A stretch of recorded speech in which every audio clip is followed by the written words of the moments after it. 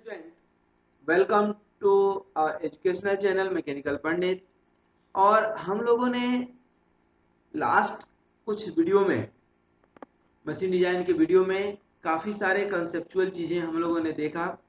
और आज अब समय है कि इस मशीन डिजाइन में जो कंपोनेंट की डिजाइन करते हैं, तो what are those important parameters that we must consider while designing the machine component. ये एक एक पैरामीटर हम लोग डिस्कस करेंगे, ठीक ना। Basically these are the general design consideration, ठीक ना, कि किस तरह का जो है लोड लगा सकते हैं, किस तरह का लोड लगेगा, किस तरह का मोशन होगा, मटेरियल कौन सा होगा, ठीक ना, साइज क्या होगा, स्टैंडर्ड पार्ट क्या होगा, सेफ्टी हम लोग पढ़ेंगे। सबसे पहले हम देखें कि मशीन डिजाइन में जब बात करते हैं कि स्ट्रेंथ की, ठीक ना, उसके साथ ही काफी सारे कॉन्सेप्ट आ जाते हैं। Basically the strength required of an element in A machine is an important factor for the determination of geometry. Geometry मतलब कि ज्योमेट्रिकल पैरामीटर, मैकेनिकल पैरामीटर, दो सबसे इंपॉर्टेंट पैरामीटर होते हैं। ज्योमेट्री मतलब डायमेंशन ऑफ द कंपोनेंट, ठीक है ना। इसमें स्ट्रेंथ सबसे बड़ा डिजाइन कंसिडरेशन है, और स्ट्रेंथ कहीं ना कहीं ज्योमेट्रिकल प्रॉपर्टी पे भी डिपेंड करता है। इसीलिए तो हम लोग इतना इनर्शिया नहीं, बेसिकली है क्या, ये वही चीज है, ठीक है ना, कि due to geometrical property how much a component is strong, ठीक है। मशीन डिजाइन में स्ट्रेंथ एंड स्टिफनेस और पर्सनल लाइफ में भी ये बहुत इंपॉर्टेंट रोल प्ले करता है, ठीक ना। जब स्ट्रेंथ की बात करते हैं, ठीक ना, तो सारी की सारी मैकेनिकल प्रॉपर्टी आती ही आती है। साथ में थर्मल स्ट्रेंथ भी तो हो सकता है, मैग्नेटिक स्ट्रेंथ हो सकता है, इलेक्ट्रिक स्ट्रेंथ हो सकता है। हर तरह की स्ट्रेंथ तो हम यहाँ एनालिसिस नहीं करेंगे, लेकिन मैकेनिकल की जरूर करेंगे, क्योंकि ये आपका प्यारा छोटा नन्हा मुन्ना सा चैनल है मैकेनिकल पंडित, मतलब मैकेनिकल के ऊपर हमारा फोकस होगा। साथ में मैकेनिकल के अंदर ही ज्योमेट्रिकल थर्मल प्रॉपर्टी भी आती है, फिजिकल प्रॉपर्टी भी आती है, वो सब की हम स्टडी करेंगे, ठीक है।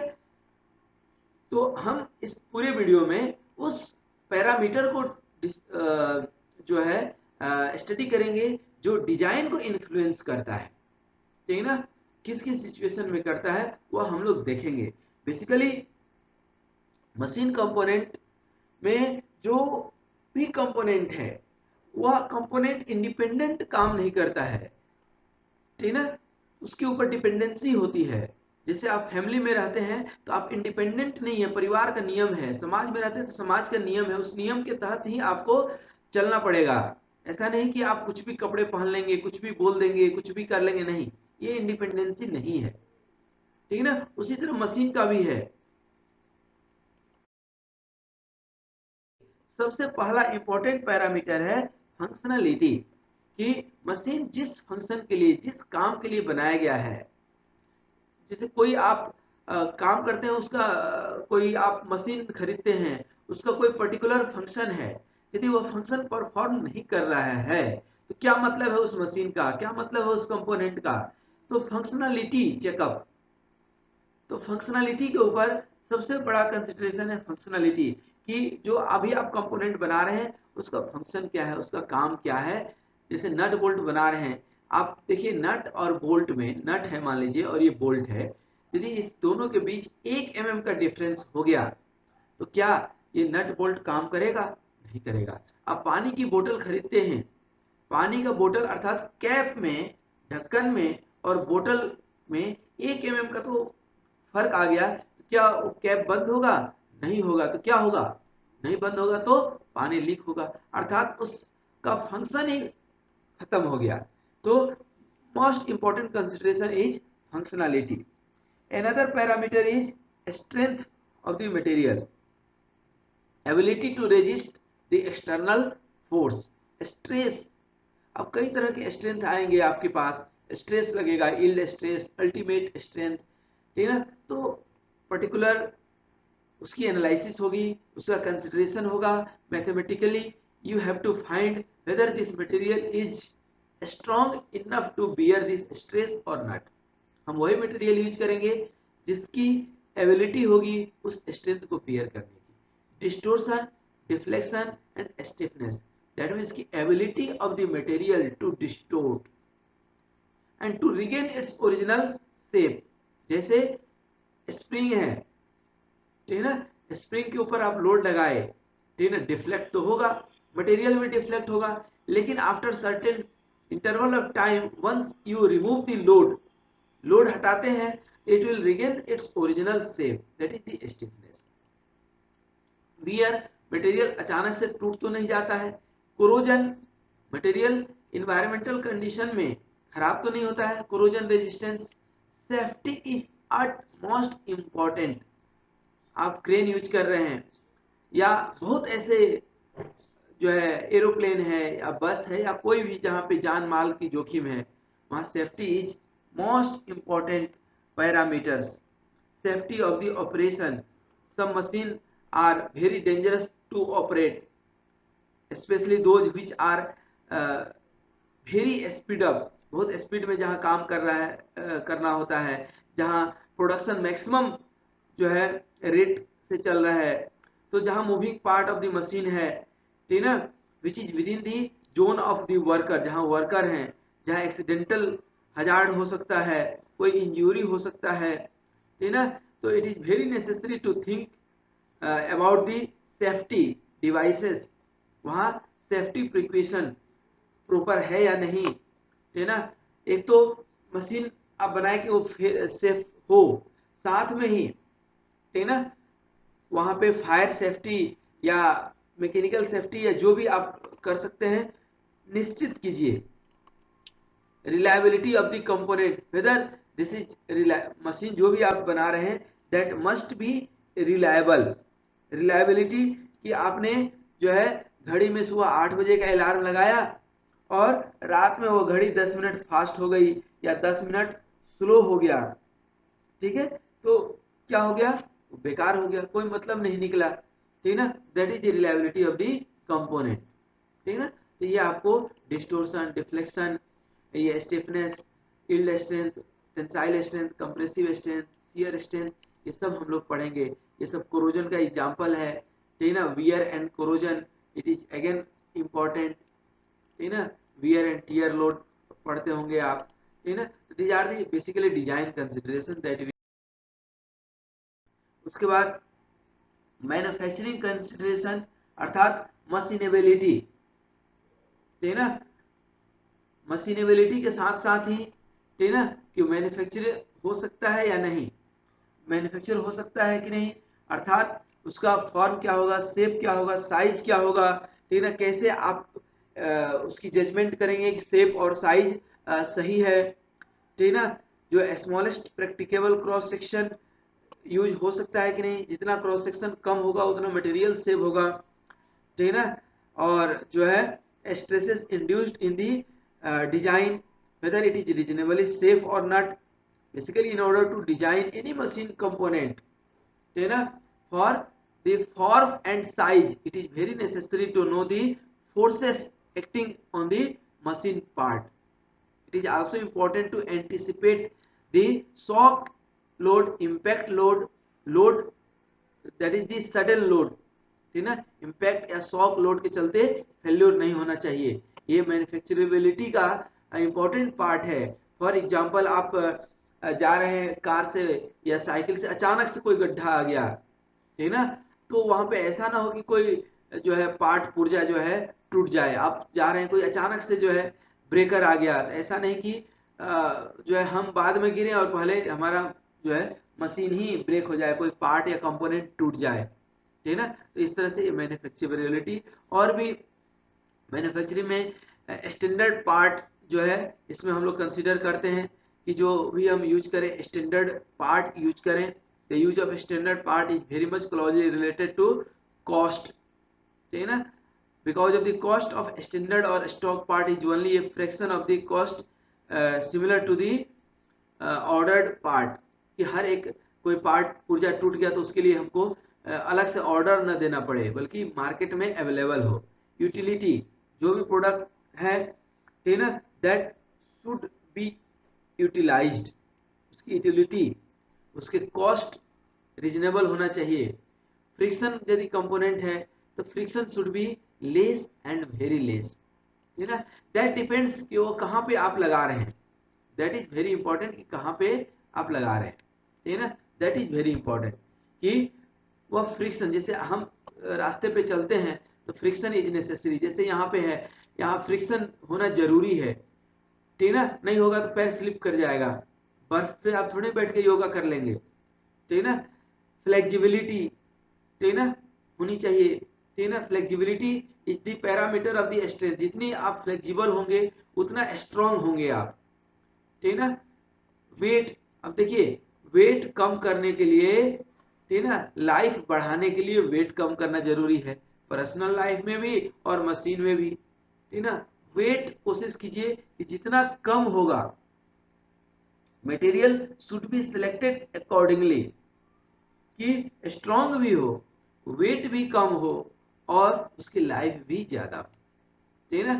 तो ध्यान दीजिए, जितना वेट कम होगा, जितनी आप फ्लेक्सिबल होंगे, फ्लेक्सिबिलिटी स्ट्रेंथ होगा, जितनी आप स्टिफ होंगे उतना ही लाइफ आपका ज्यादा होगा, ठीक है ना। लाइफ ज्यादा करने के लिए वेट कम कीजिए, यूटिलिटी बढ़ाइए, फ्लेक्सिबिलिटी बढ़ाइए, क्योंकि ऊपर वाले ने मैन्युफैक्चरिंग करके अपने आप को तो भेज दिया है, ठीक है ना। These are the manufacturing consideration, machine general machine design consideration इसको बोलते हैं। नॉइज, कोई भी मटेरियल है, ठीक है ना, नॉइज किसी को पसंद नहीं है, म्यूजिक थोड़ी ही है, हम म्यूजिक की बात नहीं कर रहे हैं, इसकी बात कर रहे हैं नॉइज की। Unwanted sound should be less and less in any kind of machine, कर्कश आवाज किसी को अच्छा नहीं लगता है। स्टाइलिंग, दुनिया स्टाइल का है, तो जब भी आप डिजाइन करते हैं कोई machine component, should be design style, style के लिए दुनिया मर रही है, तो स्टाइलिश कंपोनेंट डिजाइन कीजिए, ठीक है ना, क्योंकि मार्केट में डिमांड उस चीज का है। Shape and size is again important. Shape, shape में ट्रेंगुलर शेप है, स्क्वायर शेप है, ठीक है ना, दीज आर दी शेप उस एलिमेंट जो है का कॉस्ट सेव करने के लिए, ठीक है ना, ये बहुत जरूरी है कि आप उसकी प्रॉपर साइज और शेप यूज करें। Control is very important. यदि कंट्रोल मैकेनिज्म ना हो, आप जरा इमेजिन कीजिए कि कंट्रोल मैकेनिज्म ना हो, ठीक है ना, किसी भी प्रोडक्ट में, किसी भी मशीन में कंट्रोल मैकेनिज्म ना हो तो क्या होगा। आप गाड़ी 80 के स्पीड से चला रहे हैं और ब्रेक न लगे तो क्या होगा। That is the control parameter. और ये कंट्रोल सिर्फ गाड़ी चलाने में नहीं, during machining, during manufacturing, that we have to control each and everything. Volume, how much volume of the material is required, product volume, जब बनने के बाद भी कितने वॉल्यूम में मटेरियल बनाएं। Surface finish is again important, ये सरफेस में जितना स्मूथ होगा, इसमें वर्कशॉप फैसिलिटी आप कितना इंप्रूव कर सकते हैं। एक design engineer should be familiar with the limitations, with the smoothness, limitations of the workshop in order to avoid the necessary and necessity of having work done in some other workshop, कि आप अपने manufacturing company में कितनी अच्छी से अच्छी चीजों को बना सकते हैं। This control is in your hand. Surface की स्मूथनेस, सरफेस स्मूथ, चिकना, कितना सुंदर सरफेस आप डिजाइन कर सकते हैं, ठीक ना, क्योंकि सरफेस फैक्टर मशीन डिजाइन का एक इंपॉर्टेंट फैक्टर होता है, that you have to get it cross check, ठीक ना। जितना सरफेस फिनिश होगा मटेरियल देखने में उतना ही अच्छा लगेगा। उसके बाद lubrication, lubrication is another important parameter. यह लुब्रिकेशन, जैसा कि अभी हमने फ्रिक्शन का बताया, कई जगह फ्रिक्शन की जरूरत होती है और कई जगह लुब्रिकेशन यूज करते हैं फ्रिक्शन को कम करने के लिए। तो lubrication is basically used to reduce the frictional resistance. There is always a loss of energy due to frictional resistance and it should be noted that the friction of starting is higher than that of running friction. शुरू में friction generally ज्यादा होता है.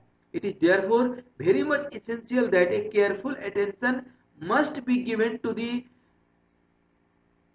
lubrication at all kind of surfaces where contact is going to be made. Either it is rotating element, sliding element, rolling element, whatever be the motion, there is lubrication is important design consideration. Markability, what is product? आपने सब कुछ मेहनत कर लिया लेकिन मार्केबिलिटी नहीं है, marketing आप नहीं कर पाए, मार्केट में वो प्रोडक्ट नहीं बिक पाया, ये सारी मेहनत, सारे डिजाइन कंसिडरेशन फेल हो जाते हैं. तो how can you attract the market? That you have to think accordingly. You have to select the material, you have to design the component with enough strength, durability, flexibility, weight, उसकी life, उसकी resistance to heat and corrosion, ability to machining, welding, electrical conductivity, magnetic property, ये सारे property आपको देखना है, क्योंकि जब market में जाते हैं तो कस्टमर ये सारी चीजें आपसे पूछेगा और कभी कोई दिक्कत आ जाए तो product should be maintainability, maintenance के लायक हो. ऐसा ना हो, आज के डेट में बहुत सारे इलेक्ट्रॉनिक कंपोनेंट आते हैं जहां मेंटेनेंस की जरूरत ही नहीं पड़ती. एक बार खराब हुआ तो यूज एंड थ्रो, खराब हुआ और आप इसको फेंक डालो. तो that is should be maintainability, should be enough. Thermal product, thermal property, जहां थर्मल प्रॉपर्टी की जरूरत है वहां पे conductivity, specific heat, latent heat, thermal stresses, ठीक ना, ये सब चीज जरूरी है. तो डिजाइन कंसिडरेशन का ये भी एक इंपॉर्टेंट पैरामीटर है. Liability during service, after sales and service, customer को किस चीज की लायबिलिटी की जरूरत पड़ेगी, यह बहुत इंपॉर्टेंट है. रीमैन्युफैक्चरिंग, रिसोर्स रिकवरी, जो विद इन अवेलेबल रिसोर्स है उसके अंदर ही जो कंपनी में चीजें हैं, मेक और बाय डिसीजन, कि कंपनी के अंदर बन सकता है कि नहीं, ठीक ना, कुछ खराब हो गया तो उसको हम रिकवर कर सकते हैं कि नहीं, जो हमारे पास अवेलेबल मशीन है उसमें दी बेस्ट हम क्या कर सकते हैं. जिंदगी में रिसोर्सेस का रोना नहीं रोना है, हमारे पास ये नहीं था तो हम ये नहीं कर पाए, ये नहीं था तो वो नहीं कर पाए, नहीं, जो है उसमें दी बेस्ट क्या कर सकते हैं, that is the remanufacturing, resource recovery. उसके साथ ही number of machine, number of items to be manufactured, the number of machine to be manufactured also affect the design consideration in different way. The engineering and shop cost, which are called fixed charges, overhead expenses, variable cost, basically distributed over the number of articles, number of components to be manufactured. यदि volume ज्यादा होगा तो cost कम आएगी, volume कम होगा तो cost ज्यादा आएगी. तो आपको ये देखना है कि वॉल्यूम कितना है, that is the manufacturing. Mechanical property हम जो है लेक्चर नंबर 2, जस्ट इसके पीछे वाले लेक्चर में ये सब हमने बहुत डिटेल में स्टडी किया था. Tensile strength, elasticity, plasticity, ductility, malleability, brittleness, stiffness, resilience, hardness, toughness, machinability, corrosion resistance, creep resistance, fatigue strength, ये तो मैकेनिकल प्रॉपर्टी है. इसके साथ ही फिजिकल प्रॉपर्टी, इलेक्ट्रिकल प्रॉपर्टी, ये सब हम लोगों ने डिस्कस किया था. बहुत जो है डिटेल में डिस्कस किया था. Product should be reliable, durable, ठीक ना, मेंटेनेबल, ये सारी प्रॉपर्टी जो है हम लोगों ने 1 by 1 स्टडी किया था. लेक्चर नंबर 2 में जस्ट फटीग स्ट्रेंथ भी हम लोगों ने डिस्कस किया था. एक बार फिर हम आपको बता दें कि सारी कंसिडरेशन, देखिए एक ड्राइवर रोड पे, अच्छे रोड पे कोई भी गाड़ी चला लेता है, लेकिन उबड़ खाबड़ रोड पे बहुत भीड़ भाड़ में जो अच्छे से गाड़ी चला ले वही एक अच्छा ड्राइवर है. तो dynamic load is very important consideration while designing the machine component. तो जब एंडोरेंस स्ट्रेंथ की बात आती है, जब फ्लेक्सिबिलिटी की बात आती है, जब फ्लक्चुएटिंग मैकेनिकल लोड की बात आती है, कभी लोड लगेगा, कभी नहीं लगेगा, कभी खूब ज्यादा लगेगा, कभी नहीं लगेगा, ठीक है ना। कभी बारिश में गाड़ी चला रहे हैं, कभी धूप में चला रहे हैं, कभी ठंड में चला रहे हैं। In each and every climatic condition component should be reliable, durable. तो ये जो है फटीग फेल्योर, आप अच्छे वर्किंग जो है कंडीशन में आप काम तो कर लेते हैं, लेकिन बुरे कंडीशन में जब काम करके आप दिखाते हैं तो होता है कि हाँ आपके अंदर फटीग स्ट्रेंथ है। And overall last but not least the most important parameter is cost, जो हमने डिस्कस किया था कि cost of the manufacturing, cost of the construction of any machine component is very important. It is very possible that the high cost of any item may immediately bar from the market. ज्यादा cost होगा market से, बिल्कुल जो है आप outdated हो जाएंगे। कोई अच्छा कंपोनेंट आपने इन्वेंट किया, आपने टेस्ट किया, मार्केट में लाए, लेकिन कस्टमर के आउट ऑफ पॉकेट वो जा रहा है, उसकी कॉस्ट ज्यादा है, तो फिर दिक्कत हो जाएगी। तो जब भी आप मैन्युफैक्चरिंग कंसिडरेशन, डिजाइन कंसिडरेशन करते हैं, तो cost parameter is most important.